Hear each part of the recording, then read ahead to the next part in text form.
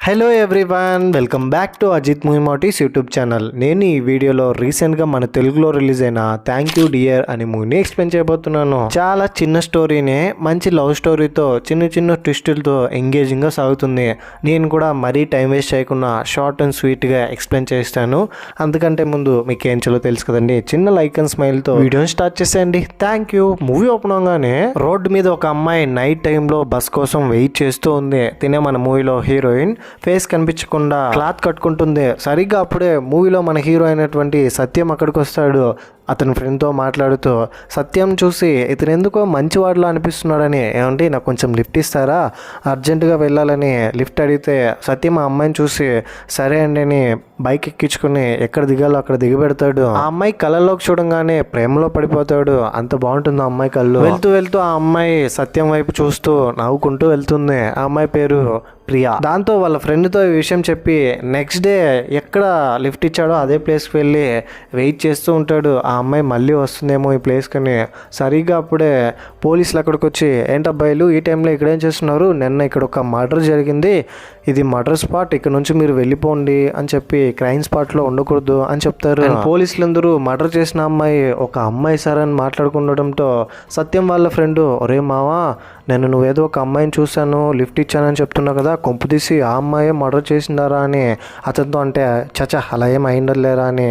ఇంటికి వెళ్ళిన తర్వాత నెక్స్ట్ డే మార్నింగ్ ఆ అమ్మాయి గురించి డీటెయిల్స్ కనుక్కోమంటాడు సత్యం వాళ్ళ ఫ్రెండ్తో. పేరు తెలీదు, ఊరు తెలీదు, పోనీ ఆ అమ్మాయి ఫేస్ అయినా చూసావంటే అదే లేదు, జస్ట్ కళ్ళని చూసి ఎలారా కనిపెట్టడం, నేను ఫిక్స్ అయిపోయాను, రాత్రి ఏదో మర్డర్ జరిగిందని చెప్పారు కదా ఆ అమ్మాయి చేసి ఉంటుంది, నువ్వు ఆ అమ్మాయిని మర్చిపో లైట్ తీసుకొని చెప్తే సరిగ్గా అప్పుడే హెడ్ కానిస్టేబుల్ ఒక అతను కింద నుంచి లిఫ్ట్ ఎక్కి వస్తూ ఉంటాడు. ఇదంతా చూసి మావా నీ పని అయిపోయింది, మర్డర్ చేసి వెళ్ళిపోతుంటే ఆ అమ్మాయికి నువ్వు లిఫ్ట్ ఇచ్చావు కదా, సీసీటీవీ ఫుటేజ్లో నువ్వు కనబడి ఉంటావు, అందుకనే ఇప్పుడు నేను వెతుకుంటూ వచ్చారని. ఇప్పుడు ఏం చేయాలని అనుకుంటూ ఉంటే సడన్గా హెడ్ కానిస్టేబుల్ వచ్చి పాస్పోర్ట్ ఎంక్వైరీ కోసం వచ్చాను అని చెప్తాడు. అమ్మయ్య మనమేదో ఏదేదో అనుకొని కంగారు పడిపోయామని అప్పుడు రిలాక్స్ అవుతారు. ఆ అమ్మాయి కోసం వెతకడం మన ప్రియాకి అర్థమయ్యి, ప్రియా నేను చాలా మూవీస్లో చూశాను, ఒక అమ్మాయి నచ్చితే ఆ అమ్మాయిని వెతుక్కుంటూ ఆ అమ్మాయి కోసం ఏదైనా చేస్తారంట, ఇప్పుడు నా కోసం నువ్వు వెతుకుతున్నావు అంటే లేదండి అలా ఏం లేదు, నీ కళ్ళు నాకు చాలా నచ్చాయి,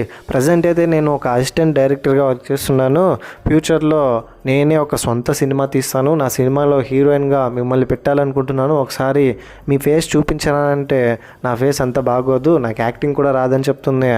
దాంతో అతను పర్లేదండి ఫేస్ చూపిండి అంటే రేపు మార్నింగ్ నా ఫ్రెండ్స్ అందరూ ఇలాగే ఫేస్కి క్లాత్ వేసుకొని వస్తాం, నన్ను అప్పుడు కనిపెట్టు అందరిలోనంటే నెక్స్ట్ డే వాళ్ళ ఫ్రెండ్స్ అందరూ ముఖానికి క్లాత్ కట్టుకొని వస్తారు. నేను ఇష్టపడ్డ అమ్మాయి ఎక్కడ అని ఆ కళ్ళని వెతుకుతూ ఉంటే ఆ అమ్మాయి ఎక్కడ వచ్చి ఉండదు. నెక్స్ట్ డే ఆ అమ్మాయిని కలిసి ఎందుకని నువ్వు నన్ను కనిపెట్టలేదని అమ్మాయి అడిగితే నాతో అబద్ధం చెప్పారు కదా, మీరు రానే లేదు, ఎంత మందిలో ఉన్నా మీ కళ్ళు నాకు గుర్తుంది, నేను గుర్తుపడతాను, మీరు రాలేదు కదా అని చెప్పి ఒకసారి ఫేస్ చూపించండి అని అంటే నాకు యాక్టింగ్ రాదు, నేను చూడడానికి కూడా అంత బాగోను, ఒకవేళ నా ఫేస్ నచ్చకపోతే నాకు సినిమాలో ఛాన్స్ ఇవ్వవా అని అంటే సినిమాలో ఛాన్స్ ఇవ్వకపోవచ్చు కానీ నా లైఫ్లో నా హీరోయిన్గా ఉండే ఛాన్స్ ఇస్తానని, నువ్వంటే నాకు ఇష్టమని చెప్తాడు. అది వినగానే ఆ అమ్మాయి సైలెంట్గా అక్కడ నుంచి వెళ్ళిపోతుంది. వెళ్ళిపోయిన కొంతసేపటికి డోర్ ఓపెన్ చేసి మళ్ళీ వచ్చి నా చేయి పట్టుకుంటే మళ్ళీ వదలవుగానంటే లైఫ్ లాంగ్ నీతోనే ఉంటానని చెప్పి తనకి ప్రపోజ్ చేస్తాడు. ఆ అమ్మాయికి కూడా ప్రియాకి కూడా సత్యం నచ్చి అప్పటి నుంచి వీళ్ళిద్దరూ ప్రేమించుకుంటారు. ఇంకోవైపు సత్యం చాలా మంది డైరెక్టర్స్ దగ్గర ప్రొడ్యూసర్స్ దగ్గర అతని కథ చెప్పి సినిమాకు ఒప్పించాలనుకుంటాడు, కానీ ఎవరు ఒప్పుకోవట్లేదు. కమర్షియల్ మూవీస్ ఏదైనా తీయ్యా డబ్బులు వస్తాయి, ఇలాంటి సబ్జెక్ట్ ఓరియంటెడ్ మూవీస్ ఈ కాలంలో ఎవరు చూస్తారని అందరూ రిజెక్ట్ చేస్తున్నారు. సత్యం వీళ్ళిద్దరూ కలిసి గుడికి వెళ్తారు.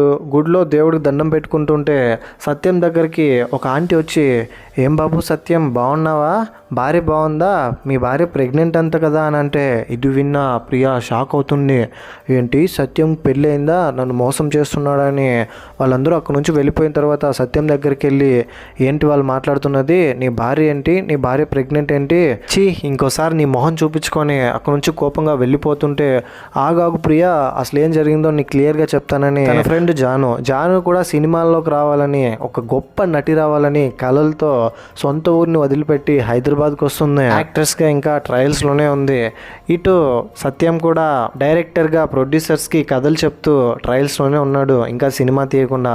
వీళ్ళిద్దరూ కలిసి ఫ్రెండ్స్ అయిపోతారు. హైదరాబాద్లో బ్యాచులర్గా ఉంటే ఎవరు ఇల్లు రెంట్కి ఇవ్వరని, జాను కూడా ఒంటరిగా ఉండడంతో ఇప్పుడు ఒంటరిగా ఒక ఇల్లు తీసుకోవడం అంత సేఫ్ కాదు, ఒంటరిగా ఉన్న అమ్మాయికి ఇల్లు కూడా ఎవరు ఇవ్వరని ఇద్దరు ఒక మ్యూచువల్ అండర్స్టాండింగ్ వచ్చి వైఫ్ అండ్ హస్బెండ్స్గా నటించి ఒక ఇల్లుని కొనింటారు.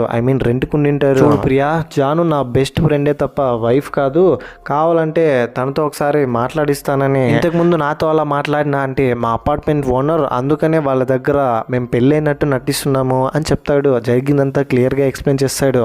కానీ ఇదంతా నమ్మే పరిస్థితిలో ప్రియా లేదు. ఏంటి ఇలా కూడా ఎవరైనా చేస్తారని అనుకుంటుంది. ఆ తర్వాత ప్రియాని ఇంటికి తీసుకెళ్లి జాను నోట్లో నుంచినే ఇదంతా చెప్పిద్దామని వెళ్తే సరిగ్గా అప్పుడే అపార్ట్మెంట్ ఓనర్ ఆంటీ అక్కడికి వచ్చేస్తుంది. దాంతో మళ్ళీ వీళ్ళు వైఫ్ అండ్ హస్బెండ్స్ గా నటించాల్సి వస్తుంది. దాంతో ప్రియాకి ఇంకా కోపం వస్తుంది. అలాగే కోపంగా ఇంటికి వెళ్ళిపోతే ఆ రోజు రాత్రి ప్రియాకి జాను ఫోన్ చేసి, చూడు ప్రియా, నేను సత్యం బెస్ట్ ఫ్రెండ్స్ మాత్రమే, వైఫ్ అండ్ హస్బెండ్స్గా నటించాల్సి వస్తుంది, ఏం చేద్దాం, నేను ఎన్నో కళలతో ఇక్కడికి వచ్చాను, ఒంటరిగా ఉన్న అమ్మాయిని ఈ సొసైటీ ఎలా చూస్తుందో నీకు బాగా తెలుసు కదా, అండ్ రూమ్ కూడా ఎవరు నాకు ఇవ్వట్లేదు, అతనికి కూడా రూమ్ ఇవ్వకపోవడం వల్ల ఇద్దరు కలిసి ఒక అండర్స్టాండింగ్ వచ్చి ఈ నిర్ణయం తీసుకున్నాము, పాపం సత్యం చాలా మంచోడు, అలాంటి అబ్బాయిని వదులుకోకు అని చెప్తుంది.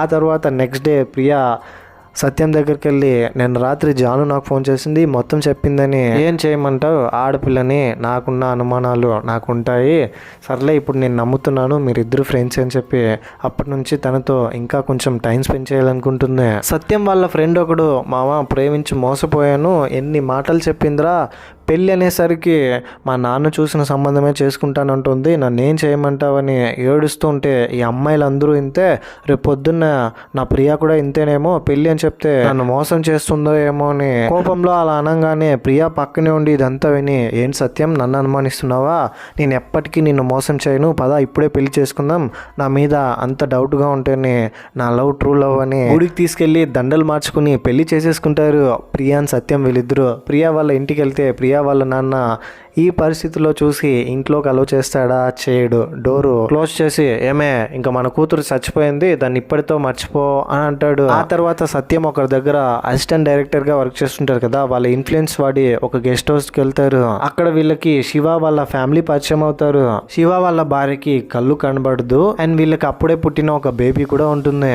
ప్రియా వాళ్ళ అమ్మ ప్రియాకి ఫోన్ చేసి, ఏమ్మా నువ్వేం భయపడకు, నేనున్నాను నీకు, మీ నాన్న నిన్ను యాక్సెప్ట్ చేయకపోయినా నేను యాక్సెప్ట్ చేస్తాను, కొద్ది రోజుల్లో మీ నాన్న కూడా ఒప్పుకుంటారులే, అల్లుడు గారు ఎలా ఉన్నారని తనతో మాట్లాడుతుంది. ఆ తర్వాత వాళ్ళ నాన్నగారి గురించి తలుచుకుంటూ బాధపడుతూ ఉంటే ప్రియా దగ్గరికి సత్యం వచ్చి, ఏం ఫీల్ అవ్వకు, ఒక మనవరాలనో మనోడినో ఇచ్చేస్తే ఆడుకుంటూ యాక్సెప్ట్ చేస్తారులే మనల్ని అని ఇద్దరు కలిసి అప్పటి నుంచి హ్యాపీగా ఉంటారు. కొన్ని రోజుల తర్వాత ప్రియా ప్రెగ్నెంట్ అవుతుంది. అయినా కూడా ప్రియా వాళ్ళ నాన్న ప్రియాని యాక్సెప్ట్ చేసే పరిస్థితుల్లో లేదు.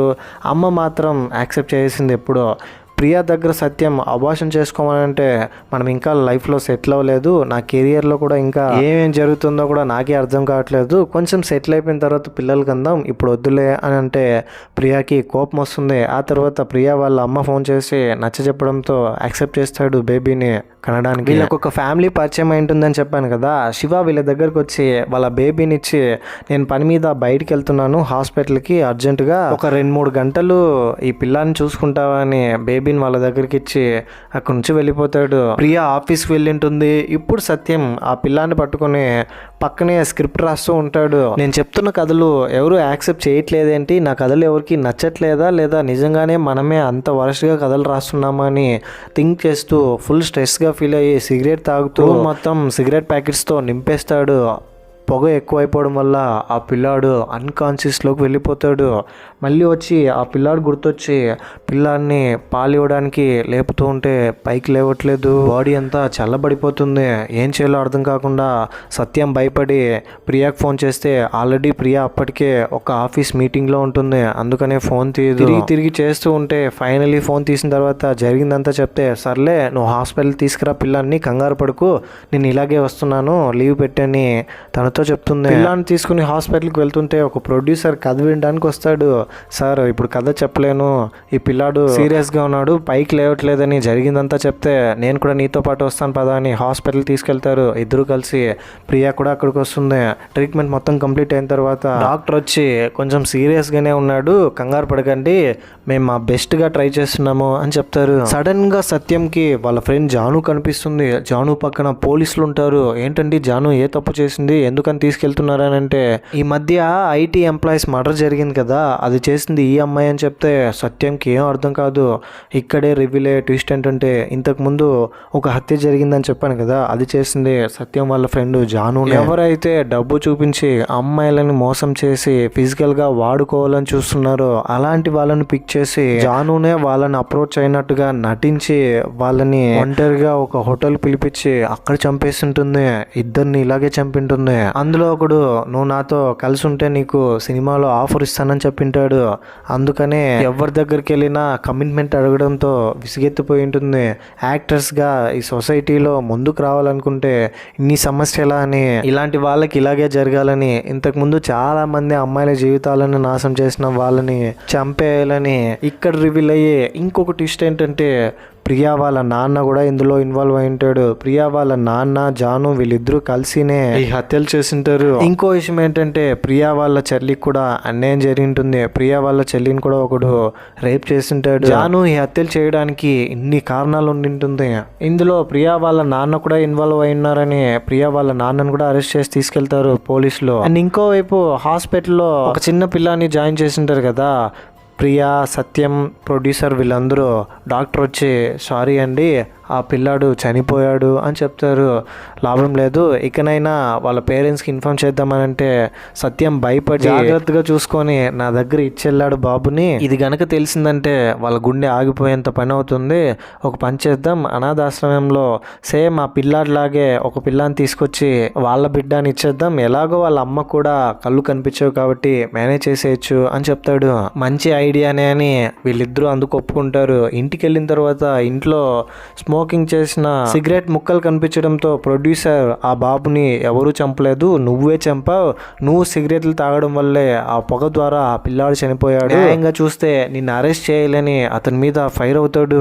సిగరెట్ తాగే వాళ్ళకన్నా పక్కనున్న వాళ్ళకే ఆ ఎఫెక్ట్ ఎక్కువ అని చెప్తాడు. ఫైనలీ శివ అక్కడికి వచ్చిన తర్వాత మా బాబు లేచాడా, ఏమైనా ఇబ్బంది పెట్టాడా అంటే, ఇదిగో సార్ మీ బాబు, సార్ నన్ను క్షమించండి, నేను మీ బాబుని చంపేశాను, నేను తాగిన సిగరెట్ వల్ల మీ బాబు చనిపోయాడు సార్, నాకు ఇంకా వేరే ఆప్షన్ లేదు, ఎలాగైనా మిమ్మల్ని మోసం చేసి బాబుని మార్చేయాలనుకున్నాను, ఇప్పుడు రియలైజ్ అయ్యాను నేను చేసిన తప్పుని, నన్ను క్షమించండి అని బాగా ఏడుస్తాడు. ఎందుకు ఏడుస్తున్నావు సత్యం, ఒకసారి పైకి లేవని, నువ్వు హాస్పిటల్లో వాష్రూమ్కి వెళ్ళినప్పుడు డాక్టర్ వచ్చి పిల్లాడికి ఏం కాలేదు, బ్రతికే ఉన్నాడు, సాధ్యమైనంత వరకు పిల్లాన్ని బ్రతికించడానికి ట్రై చేస్తున్నాము, వాడికి ఏం కాలేదు, బ్రతికే ఉన్నాడని ప్రియా చెప్తుంది. ఇది వినంగానే సత్యం చాలా హ్యాపీగా ఫీల్ అవుతాడు. పిల్లాడి వాళ్ళ నాన్న శివ కూడా హ్యాపీగా ఫీల్ అయ్యి అనాథ ఆశ్రమంలో నుంచి తెచ్చిన ఆ పిల్లాన్ని మా పిల్లాడిగా పెంచుతానని, ఎలాగో నా దగ్గరికి వచ్చి పెరగాలని రాసి పెట్టింది వీడికి, నా కొడుకుతో పాటు వీడిని కూడా నా బిడ్డలా పెంచుతానని అప్పటి నుంచి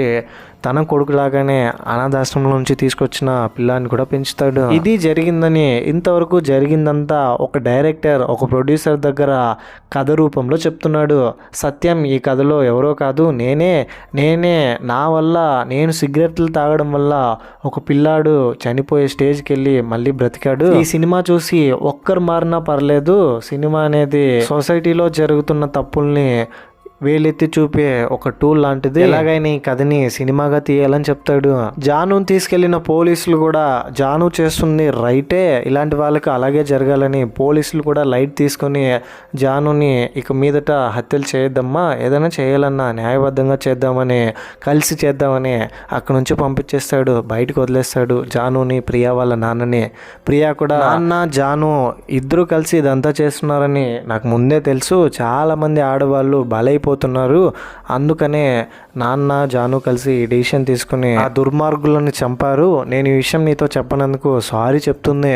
ప్రియాను కూడా సత్యం అర్థం చేసుకుంటాడు. ఇంతటితో మూవీ కూడా ఎండ్ అయిపోతుంది. ఈ మూవీలో ఉన్న మెసేజెస్ ఏంటి? స్మోక్ చేయడం వల్ల మన ఆరోగ్యమే కాకుండా పక్క వాళ్ళ ఆరోగ్యాన్ని కూడా మనం నాశనం చేస్తున్నాం. అండ్ మన అవసరాల కోసం ఆడవాళ్ళని ఉపయోగించుకోవడం చాలా తప్పు. అనాథాశ్రమంలో పెరుగుతున్న పిల్లల్ని గౌరవించాలి, వాళ్ళకి ఎంతో కొంత సాయం చేయాలి.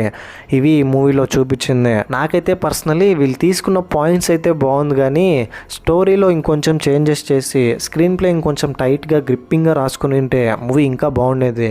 వీలైనంత వరకు మీకు బోర్ కొట్టకుండా చెప్పడానికి షార్ట్ అండ్ స్వీట్గా ట్రై చేశాను. ఈ మూవీపై మీ ఒపీనియన్ ఏంటి, నా ఎక్స్ప్లెనేషన్ మీకు ఎలా అనిపించింది అనే దాన్ని కింద కమెంట్ బాక్స్లో తప్పకుండా నాతో షేర్ చేసుకోండి. అండ్ ఇలాంటికైనా మరిన్ని మూవీస్ అండ్ ఎక్స్ప్లెనేషన్ వీడియోస్ కోసం మన ఛానల్ని సబ్స్క్రైబ్ చేసి బెల్ ఐకాన్ క్లిక్ చేసేయండి. Thank you. ఇంకో ఇంట్రెస్టింగ్ మూవీ ఎక్స్ప్లెనేషన్ వీడియోతో మీ ముందుంటాను. అంతవరకు సేఫ్గా ఉండండి, నవ్వుతూ ఉండండి, నవ్విస్తూ ఉండండి. Thank you. జై హింద్.